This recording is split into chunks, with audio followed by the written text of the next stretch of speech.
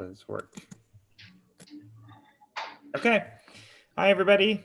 It's January 23rd, 2020.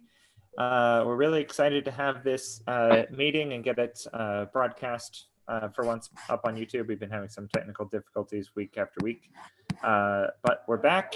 And what's really exciting this week is that it is the first backdrop meeting after the release of 1.15. So let's give ourselves a little celebration for the release of 1.15. Woo! Yay! Yeah, very excited to have 1.15 out, and we can discuss what kind of made it and what didn't real briefly. Of course, the release notes and announcement and all of those things cover that in more detail. But before we get to that, we'll do the usual thank you to the new Contrib projects that have come out in the past couple of weeks. That includes new projects, Tugboat. Tugboat is the system that we use on backdropcms.org itself for spinning up sandboxes. We had written a custom module to integrate it with backdropcms.org. BW Panda took that custom module and then turned it into a generic Contrib module and also reworked it to use the new REST API that didn't exist when we set up the demo sandboxes. So awesome, BW Panda, for making that project and making a release. Really appreciate that. Alan Mells has been doing a couple of backdrop projects, including Brush, which is backdrop specific drush, basically, which I haven't looked into it at all, but does seem like it could be an interesting long-term alternative to using like drush in the extension. Or we also have B, which is another backdrop specific command line tool. So yeah, I can't really say like guidance wise which way we should go on that, but I do think that it's good to have options and that we'll find the best one amongst those projects. Alan Mells also made Profile Switcher module, which I don't know much about, but it's out there now. Herb Dual ported web form references, as well as, I think that, I don't want to give this to wrong credit, but there's also the serial module, which was ported in the past couple of weeks, which was also made by Herb Dual. So thank you, Herb Dual, BW Panda, and Alan Mells for making these awesome new Contrib projects and growing our code base. It's really awesome to see all those projects coming together. Looks like Jeff threw in the agenda here. Also something, he wrote up a year in review blog post on the Backdrop Drush extension that you can find. I think that backdropcms.org retweeted it, but you can also get it from serendipity.io, his blog post on the year in review on Drush, which is an interesting and cool read. Thanks, Jeff, for putting that together. Thumbs up. Thank you. All right. Nate, let's see. It might be worth mentioning that I know there's a couple other Contrib modules that are ready to be released and might just need some people to test them and give feedback. So if people look in the Contrib queue, I think they'll see some other new modules that people are waiting for feedback.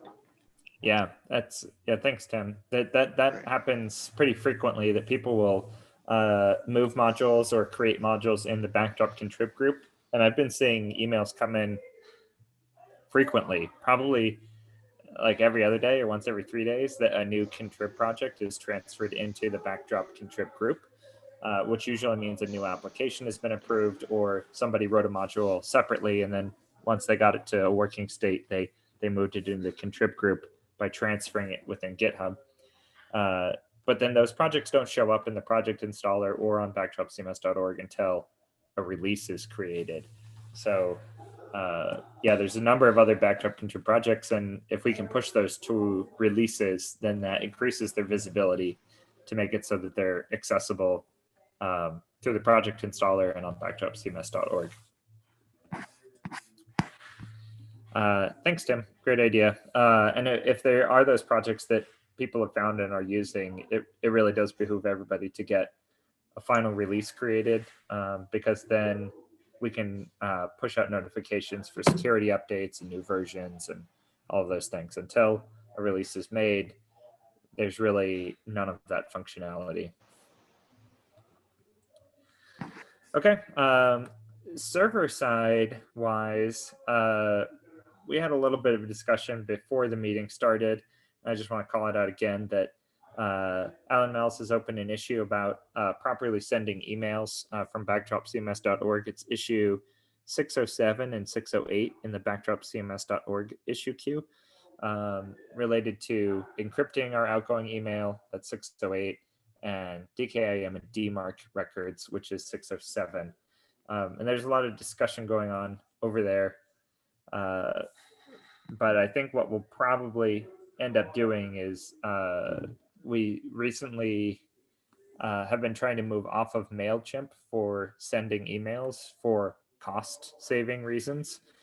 And so we're evaluating other mail sending services that have, at this point, with the number of signups that we have, which is 3,500 at this point, which is an awesome mailing list. I'm thrilled that our mailing list is that size, but it also basically means that no matter who we choose, we're likely going to need to be on a paying plan at this point.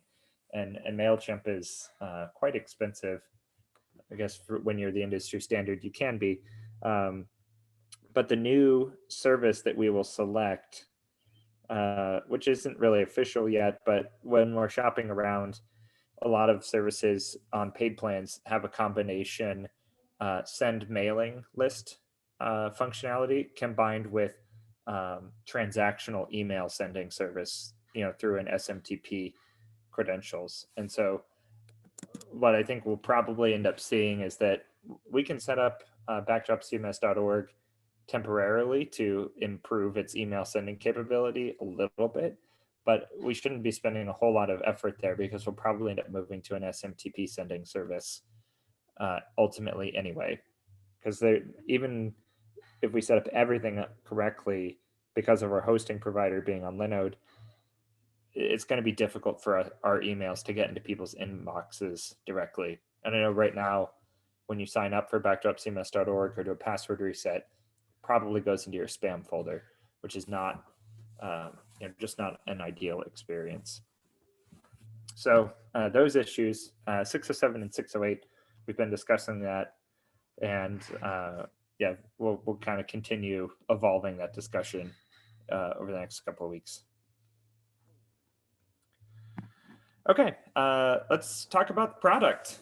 So like we mentioned, Backdrop CMS 1.15 came out on January 15th. We're very excited about that. We also had a large number of bugs get fixed as part of the 1.15 release, and also the release of 1.14.3. So issues that were fixed recently include menu items not alpha sorting within the admin bar. That's issue 2655. This is actually an all new algorithm that was implemented into the generic backdrop_sort function, which is pretty cool. We use backdrop sort pretty much anywhere we have to sort something by weight and then by title or something, like some combination of those things. And so that generic sorting function that we use in dozens and dozens of places throughout core has been updated to a more efficient model. Also, the code seems a bit simpler, if a little trickier.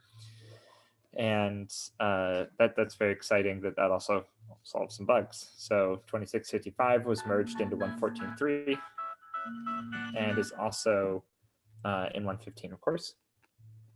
Number fields, if you left them empty, that caused a fatal error sometimes when saving content. That's issue 3873. That issue was merged and fixed. Date time tests failing intermittently, issue 4180. Indigo Zella and Gregory were going back and forth on this one for a while, trying to figure out why we were getting intermittent test failures. I haven't seen that failure in weeks since we merged that. I think you got it, Greg. Yeah. So awesome. That's really thrilling to see, that. Yeah. It was so annoying, and I think it was only affecting people in certain times of the day when they were filing pull requests a certain time of the day, and it was it happened to sort of like be the times of the day when I started doing work and filing pull requests. So it was really annoying for me. Well, that's awesome. I'm really glad to see that fixed. Thanks for all your work there. Let's see. We also have a regression that was fixed in CK Editor. If you used really long links in the link dialog, they were just getting truncated. That was a really silly, obvious fix that was merged in 2843. Jen had another issue that has been bothering her recently, 4263. There's a fatal error in date module under some circumstances. But she opened this 2 weeks ago. It's 4267. Part of the date module updates, it looks like cross ports from 777. This is a particular issue. It doesn't look like she described exactly when it happens, though, so I can't really describe much more about it. But 4267 seems like something that we should prioritize for 115.1, which will be the next bug fix release. Let's see, things that we got into 115. Actually, it doesn't look like all of them are listed here, so I guess I won't recap what is there because it's not in our agenda. We do still need to decide relating to the new news notifications that we now can push to the dashboard that come out of the box. Issue 625 is a discussion continuing about what kind of news should appear on the dashboard. Again, like reiterating how this works, we have a new content type on backdropcms.org. I think it's called notification, dashboard notification. And that content type specifically, when you create a piece of content, it populates a feed that then is consumed by Backdrop installations, possibly everywhere. So issue 625 in the backdropcms.org queue is just talking about what things should be on there. And Tim, you've been kind of guiding this discussion, and I think you created all of the initial populated content. I think it's great that we're getting these things defined. Can you summarize kind of where we are with this? I was a bit distracted. We're talking about the news feed, right? Yeah, the notifications. Yeah, well, it's live. I actually just posted I did a blog post about these planning meetings, and I created a public notification for that, and it's showing up in Backdrop in Backdrop sites now in the news in the dashboard.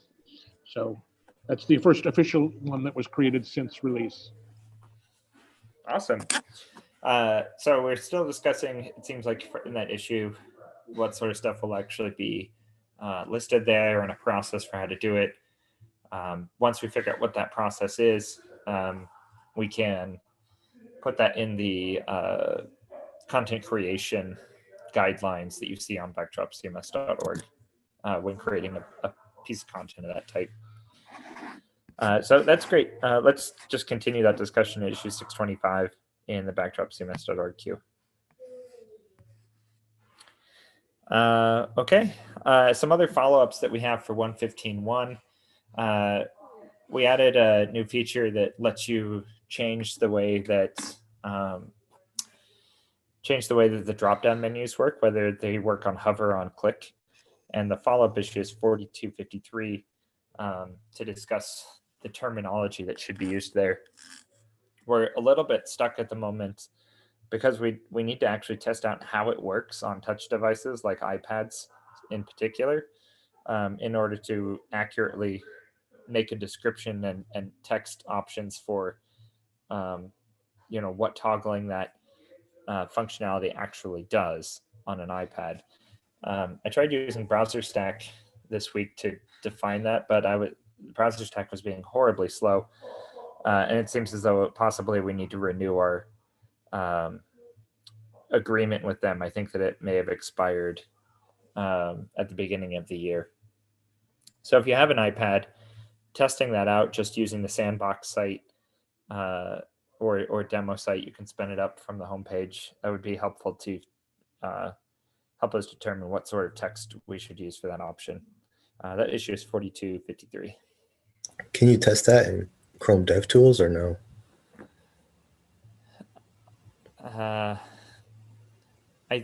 I don't know. I think the thing that we really want to determine is iPad specific. But you're right, you can turn on like touch events in Chrome, but I just don't know if that's going to actually accurately emulate what would happen on a tablet. Yeah, when you do inspect element, you can switch between different devices, like iPhone 5 or iPad 2 or whatever. Oh, I don't know. I don't know how accurate it is either, but I've certainly used it for. Yeah, I use it as well. Okay. Well, let's. I mean, sounds like that would be an easy way to get preliminary answers for how that should work. BrowserStack would be better because they use actual devices. Correct. But, yeah. The Chrome thing is just a simulation. Yeah, BrowserStack was just horribly slow. I don't know what's happened to them, and it may be that it's just that we got downgraded to free accounts and we're not using a paid version. Okay, let's see some other things. So I won't recap everything got into 115, although the list is pretty exciting, particularly like the image browser. But there's a lot of things that didn't get in, and so far these things have been bumped to 116, but it's not definitive. Like if we're going to continue with some of these, that some of them have been dragging along for 2 releases now, and so we plan on doing a planning meeting in the near future. Generally, it looks like that we're reaching the conclusion that will probably happen February 6th. And like Tim mentioned, there's a notification that went out to Backdrop sites saying that we're planning on doing planning meetings. And so February 6th is when we'll do those things, both for outreach and preliminarily we're working on doing that for the dev meeting as well. So February 6th is probably when we'll decide better what goes into 116. But the things that didn't get in that we can still continue to work on include better workflow states, issue 1475 that Doc Wilmot has been working on. This also, we could generally refer to this as the thing that allows forward revisions or creating new revisions without publishing them. So you could create drafts basically of content, like drafts to updates of content, or at least add that capability. That didn't quite come together because there were too many other weird things that started happening as we added that functionality. So there's still more activity and discussion happening and a lot of code that is all put together in issue 1475. Gregory's in providing a way to re-enable disabled text formats issue, which is 1575. We had a way to, do you want to cover that one yourself, Greg? Yeah, it's really close. It's just laziness or holiday, I would say, season laziness on my bit that didn't that caused this to sort of like miss the release. We're really close. Like there is a clear way path forward. So it's just work that needs to be done. I was leaving it until last moment for this release, but I think I'm gonna start early on so we can get it in and have some time to test it and flesh out anything. I think it's a better plan that way. Okay. Yeah, it's a public holiday on Monday, so this is a long weekend for me. I might just get back to it. Awesome. Yeah, it was super close. Just didn't. And then we have a path forward. We just didn't get it together quite in time. Yeah. The issue that Jen Lampton is advocating for is issue 4031, combining the contents of the manage file display with the manage display tab on file entities. I don't think there was any activity through this whole release, so that should be something that we might discuss in the planning meeting if that's something that we should continue putting an emphasis on. Sort of the same for my issue 1992, digital signatures on packages. you made some progress, like getting that into Contrib and prepping it for deployment to backdropcms.org, but really not a whole lot of progress happened this release. And is it a high priority issue? Really? I don't know. It's part of automatic updates, so possibly, but yeah, I don't know, it would possibly pivot attention to other things that are more like end user feature functionality and possibly less difficult. But yeah, we can discuss that in the planning meeting. But basically, there's not a lot of things to happen on that. But lastly, Entity Cache and Core, which Joseph Flatt put together, is issue number 74.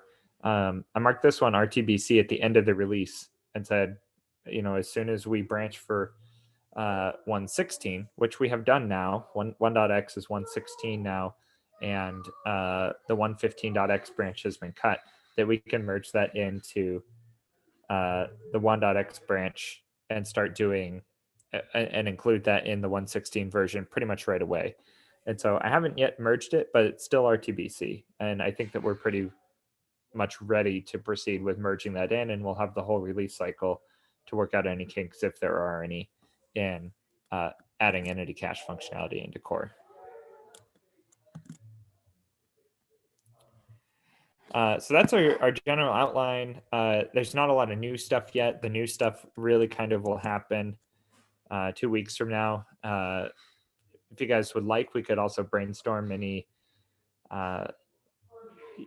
just loosely say things we'd like to see in 1.16, just to get people's thought processes going for a larger discussion in a couple weeks from now. What do you guys think? Before we get to that, it would be good to update the tugboat, the demo images to 1.15 so that people can test. They're still on 1.14 too. Ah, okay. Sorry, it hadn't occurred to me that we hadn't done that. Yeah, I'll do that right after the meeting. Okay, thanks. Yeah. There's another issue I was working on, although it's not like the one that I'm officially advocating, but it's 3348, which adds sub-theme support to the color module, which it's never had. So that works now. It was RTBC this morning. Awesome. Something that I picked up in the very tail end of the release. Well, I've got a couple of irons in the fire. I've got one issue that changes the way Ajax requests work so that they don't make entries in the temp store table when you view the page. And that solves some issues where people have put Ajax enabled forms that are accessible to anonymous users, but the temp store only lasts 6 hours. And so that makes it say your cache can't be longer than 6 hours, your page cache, because otherwise the temp store entries will expire. Anyway, it's a technical, heavy issue, but it causes bugs ultimately. And I have an issue to change the way the Ajax framework works. It's one issue I think could be helpful.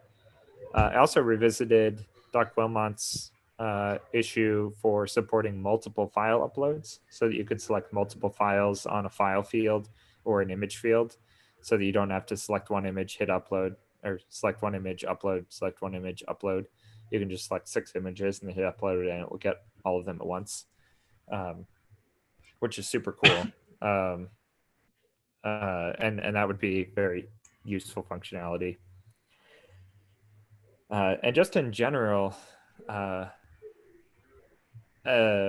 approach we might do, or that I would like to see done, is that we have a lot of unfinished stuff, like a couple of hundred pull requests, some of which include major functionality. Oh, no. Some of them are huge swaths of functionality that are like 3/4 of the way there. And it might be kind of nice to just go through and try to minimize the amount of work wasted. Like we've got a huge amount of stuff that people have put effort in that hasn't gone anywhere, and it would be great to to get fulfillment on all of that work that's been done. Nate, do you have any ideas about like how to start that? Would it be, I mean, like a goal would be to have one or two of us, like Peter, sounds like something Peter would get into, to kind of go through and triage all of those, sort of update them and maybe like figure out which are the closest. Yeah, I think there's two approaches we could do to that. We could use the labels that already exist has pull request and it's still open. That's not 100% accurate. It might be more tedious, but it would be more accurate if we actually went through the open pull requests and triaged those, because sometimes we've got 2 or 3 pull requests that might be open for the same issue. Only one of them is actually valid anymore, and worked backwards from the open pull requests, and then updated the related issues. But then we could do the normal process, find things that have pull request but are not marked milestone candidate or not in a milestone, and start tagging them milestone candidate if they look like work that is near completion. Okay. From experience, so what I usually do is, like, when I start tackling an issue and I get to a point, I just push a pull request, and I might not be able to finish it because I've hit a roadblock, but someone else might be inspired, or it might help someone not start from scratch.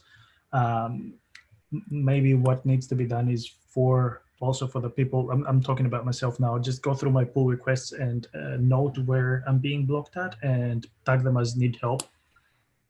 Because usually that's what happens. I sometimes usually work in the user interface and I hit blockers with form or states quickness. That is a general Drupal bug as well. There's nothing much that can be done. But yeah, I guess ping some people to see where they're blocked might be a good idea. Mm-hmm. But that's just one idea. That I just hate to see work wasted, and I'm sure people hate to have their work wasted too. On the flip side of that, Doc Wilmot has posted a couple of comments to Gitter that were in the vein of being more intentional about the work that we do, which is literally almost the opposite of what I'm suggesting now. We just have a lot of work that's not done. Maybe we should finish it. And his commentary was that we seem to tend to focus on just whatever work people have started, and then we get a lot of excitement about that. And if it doesn't get done, then it just dies, and then something else gets started, and then we get excited about that, and then that may or may not get done too. And our focus is just kind of drifting a lot of the time to whatever is just receiving the most activity.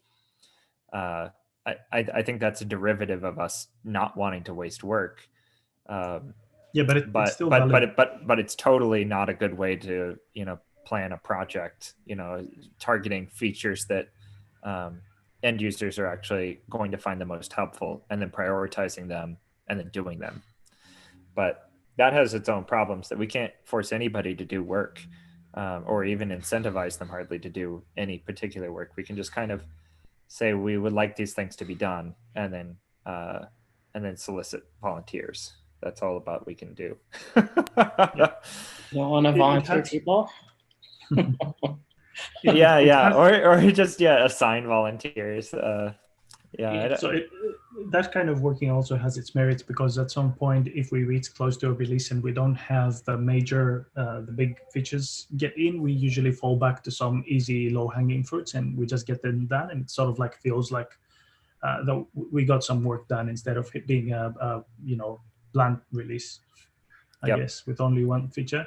And also it has merits in the fact that when people start making comments to an issue and it gets activity, it means that it sort of like organically evolved into something that is of interest. So there is merit in focusing there. if it started annoying people, if it's a bug, for example. We've had two other people than Doc Wilmot in the issue, or in Gitter in the last week, complaining about the number of open bugs and pointing at what they consider to be like important bugs that have been open for 3 years and aren't getting any attention. And I don't know, I have real mixed feelings because it's hard to, it's like if it's important enough, it seems like it should rise to the top, but that doesn't always happen. And I think the case, like there's a case, right, where there's an important issue, but it's just really hard. So most of us can't do anything about it. So the can gets kicked down the road indefinitely. We don't have a good way of surfacing and finishing those issues. And I don't know what the answer is. These are hard cases because they require a lot of work, and it might require people with knowledge, which usually are busy. So it's tricky. Yeah. Well, I'd like to ask if you guys have any other suggestions or general topics that we can just put on the table to get people thinking about for the 1.16 release, and any kind of directions or thoughts that you guys might have. I would like to see more media sort of like features and consolidation of what we currently have with a media library, like reusing existing code, not only for image fields, but for files in general. Sorry. Yeah. Not only for images, but for files in general, like a file browser instead of an image browser. Yeah. And there's a lot of through my daily work, I'm being exposed to pain points of regular content editors when it comes to managing files with Drupal 7 and with the new media inclusions in Drupal 8. There's a lot of failures there. So if we could address those, it could sort of like hit that audience, the one that expect better media management in a CMS. Yep. Yeah. I think media stuff is actually all, it's not particularly difficult even. This, like, it compared to some of the other highly technical things that we have, media management, we could get a lot of great functionality, not putting forth an extraordinary amount of effort. Yeah, I'd love to see my personal take on that is abilities to edit images like within the CMS, because like people don't have or use like Photoshop or any image editing software before they upload an image. They fully expect they can do all of the editing they need after they've uploaded it. Yeah, like cropping the image as they upload it, or doing bulk uploads, things like that. Yeah, and we have auto rotation now, which is helpful, but sometimes it's not always accurate. Sometimes the photo's just sideways. The accelerometer was in the wrong direction or whatever, and it rotates the wrong way. One thing that keeps coming up and annoys people because they expect their content management system to act more like a file browser or file manager, I would say, is that the way that Drupal and Backdrop, when you upload a new file, trying to replace it, used to replace it with an underscore something else, and they have links pointing to that file, and the new version of the file is now a different link, and they have to do all kinds of tricks or sometimes hit roadblocks when it comes to that. We are doing a good, relatively good job at that because we added the feature to be able to replace a file. This requires a separate module in Drupal 8, the file replace or whatever it's called. But yeah, I feel that we can do more in that area in general, make it easier. So a slightly different topic I wanted to raise, when we've asked recently what people want to see in Backdrop, search seems to keep coming up.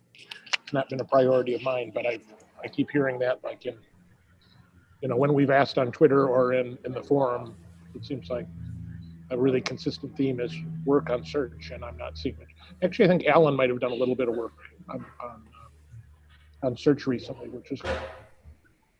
Yeah, I think that he sort of like started working on an issue that it didn't make, a feature request, limiting the content types that you search for, things like that. which is, yes, it's something that people want, or automatically excluding the content types that have been set to be, what you call them? I keep forgetting the thing.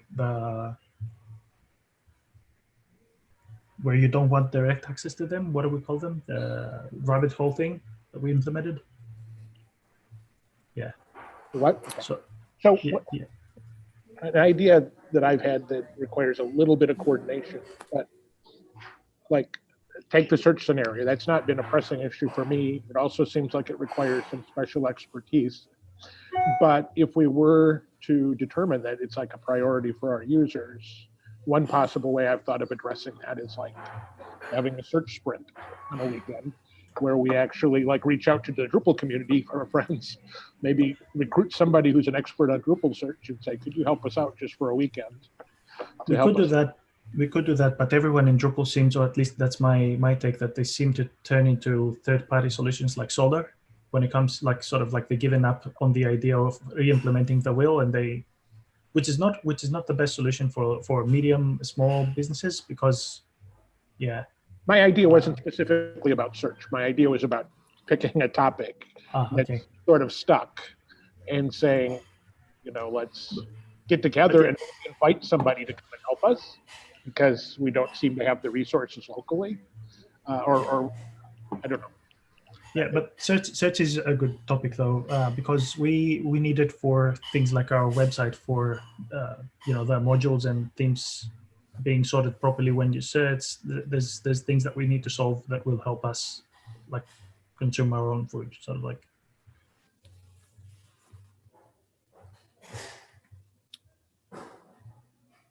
Yep. Agreed. Other than that, Other than that, I have no ideas at the moment. I think there will be more things fleshed out once we have that goals setting meeting. Okay. One last topic, and that is there's been a lot of discussion about our chatting tools recently. We've been using Gitter as our primary chat application. There's been a lot of discussion in issue 629 about a very specific replacement, Zulip, that we're considering moving off of Gitter onto Zulip as being our primary chat channel. And there's a lot of discussion going on weighing mostly the pros of doing that, but also possible cons. And we were talking before the meeting about how like even with all of this discussion and feedback that we're talking about which chat system is the best, how would that decision actually be made? And I think we'll hash it out in that issue 629. Let's see, and that is that's on backdropcms.org is issue 629. That's important. We'll hash out in that issue kind of the preferred way that we even make this decision. Some people had mentioned like vote with your feet and just use that system instead, or possibly if we want to make this official, delegate that to the PMC and they'll have a vote on it. And if we make it official, then that means that we would do things like remove Gitter from the resources page on backdropcms.org, update the bot to like redirect people over to Zulip instead. And we could officially basically shut down Gitter, and then if we go that route and then direct people to the preferred chat platform. So issue 629, lots of great conversation happening over there in the backdropcms.org issue queue. If you have opinions on that, weigh in over there. Oh, and also just I would say give Zulip a shot. It's pretty interesting. But the key thing that you're saying, Nate, is that we're probably not likely to make a decision about that at one of these meetings. If to make it official, that would be a PMC thing, right? Is that what you think? It would, because I think that we should have the PMC is our decision-making body, and although it's wonderful that people show up to these meetings, like that's not the primary way that we should be making decisions. Agreed. Okay. I think that's all that I wanted to cover for this meeting. We're well over time, possibly because of the outreach meeting running a little long. Do you guys have anything else you guys would like to mention before we close the meeting? Okay. Well, thank you all for joining. Sorry, just a question, because Tim is across it. Did we solve the problem with the Hubbot being sleeping during a few hours, or? We did, by just temporarily, I paid for a higher level. Okay. Okay. But that chatbot is on Zulip only, right? It is. Yeah. And I'm feeling like I don't want to put time into trying to get it working on Gitter if we're about to make a decision about Gitter. So, but the chatbot has had a number of improvements in Zulip, but all of those I think would work just as well in Gitter if we moved it to Gitter. The only technical thing we're running into with Gitter is that we have like all the karma in the database, and transferring the database is just kind of, I haven't put any effort into figuring that out. And I think David Radcliffe was working on it, and he's not have any time for that now. So we have to figure that problem out. Cool. How to deal with the existing karma. Other than that, really, I don't think we have any technical issues. Just got to decide where to put it and how to host it without paying $7 a month. Yeah, you know, an interesting thought on that is that we're paying for an entire Linode server that is wildly out of date and is only running exactly, as far as I know, that Gitter bot. That we could spin that down and pay for a specific node service at a lower monthly cost and save money overall, and then pull that out of Backdrop's funds. Good. I'm willing, until we sort of like have a more permanent solution, I'm willing to sort of like split the cost with you, team, across the year, and indefinitely sort of like sponsor that. I haven't been donating to Backdrop, so that would be my, I guess. So yeah, if that's a broker, let's just not. A number of people have volunteered to host it on their personal servers, but that just raises the issue of access, like, to the community. Yeah. I'm willing to we really should have so that it we be, can, yeah. We really should pipe it through an official channel. Yeah. Okay. But only once Zulip becomes our official platform. So it is my understanding that the problem would be the same if it was on Gitter, right? Because the server that hosts the bot sleeps some hours a day, and then it doesn't respond to karma things or whatever. If it's not the paid service that does, yeah. Right. Has there been discussion on like some of the self-hosted servers like Mattermost or Rocket Chat? So that kind of stuff. We originally started a thread in GitHub just about what other services we might use, and all of those came up. But the one that some people tried was Zulip, and people liked Zulip, and so nobody's went through and did a pro-con of each of the different alternatives, but they were all mentioned. And people actually someone did. I think that PW Panda went and just did a matrix of things, and then we tested a few of the platforms. We seem to sort of like the feature that Zulip has of threads within specific channels. It helps people that do not regularly sort of like follow the chat to come and catch up easily, focusing only on the topics that matter to them the most. So yeah, a lot of people tested that functionality, and I think that's the top feature that has made them move to that or push for it. Very good. Tim, do you have data about how many users are on Zulip? Last I checked, over 20 people had created accounts. Probably half of those just came in, poked their head in once. But I would say there's about 10 that have been back, a number of times. So, but 20 is actually, I think, pretty good. In terms of just in 2 or 3 weeks, that's 20 people who tried it out. Yeah, I think that most of the regulars on Gitter sort of like created accounts and started playing with Zulip. And yeah, it's my understanding that 90% of them are impressed by the features provided. The only sort of like, if you can call it a con there, is that its interface seems a bit dated, as it needs some getting used to. It doesn't look modern or something. Yeah, comments along that line. Okay. Well, we open lots of avenues of discussion here and lots of things to think about. So I think that's where we're going to be for the next couple of weeks is, hashing some things out, making some decisions. And next week we'll probably still be getting together. I'm not sure if I'll be able to make next week during retreat, but next week will be a normal meeting, kind of like this one. And then the one after that will be a big road mapping session.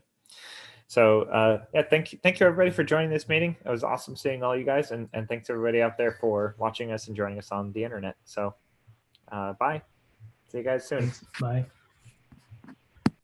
Bye.